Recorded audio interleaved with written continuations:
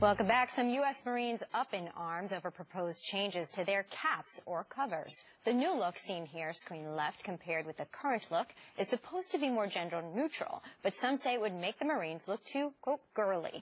That's not the only controversy, though. The cost for the change, over $8 million is estimated. Gunnery Sergeant Jessie Jane Duff joins us now.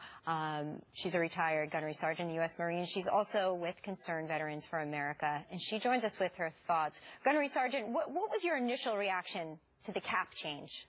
Well, first of all, I find it appalling that the DOD wants to spend $8 million on a uniform change when right now we're facing serious budget cuts, troop personnel cuts. We couldn't even pay the death benefits during the shutdown. It seems like we have misplaced priorities right now to make a gender-neutral cover or hat for all Marines when 95% of the entire Marine Corps is male. That's just ridiculous. Sure. It seems as though the Commander-in-Chief may have misinterpreted spending cap.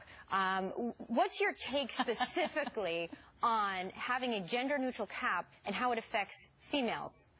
Well, first of all, females in the Marine Corps are less than 6%. We should stand out, not try to be blended in with the males, because we are the fewer and the prouder. And when you're less than 6%, to only uniform us to a point where we blend in, people won't even know that there's women in the Marine Corps. Females need to quit trying to say, let me look like the men and they'll be treated equally. The reality is you are female. And when you embrace that, you will rise and shine. I served 20 years, and acting like a man will never get me ahead in the game.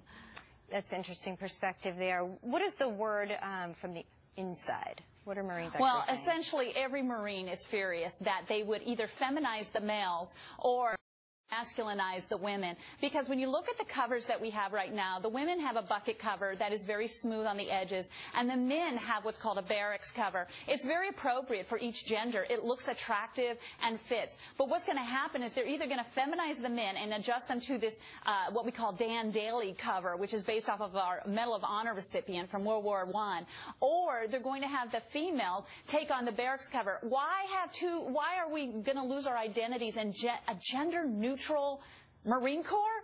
We are the world's most aggressive fighting force in the world, and to demasculinize our Marines just seems to me a ludicrous requirement. Well said. I believe it's General James Amos. Is he making a final decision on this after Marines vote?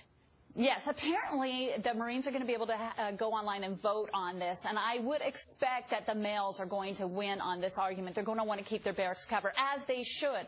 But what will happen is then the females will lose their bucket cover and the Dailey cover, and I just find that the females are always compromising at a level where they're trying to fit in with the men to a point where to be masculinized is just not attractive for any woman. Women like me who served 20 years, who supported the infantry, who were out there supporting those wing units, to spend $8 million to make the women more like men is a ludicrous waste of money by our Department of Defense. Some strong statements from you. Gunnery Sergeant Jessie Jane Duff, we thank you for your service and for being with us this morning. Thank you so much for having me. Take care.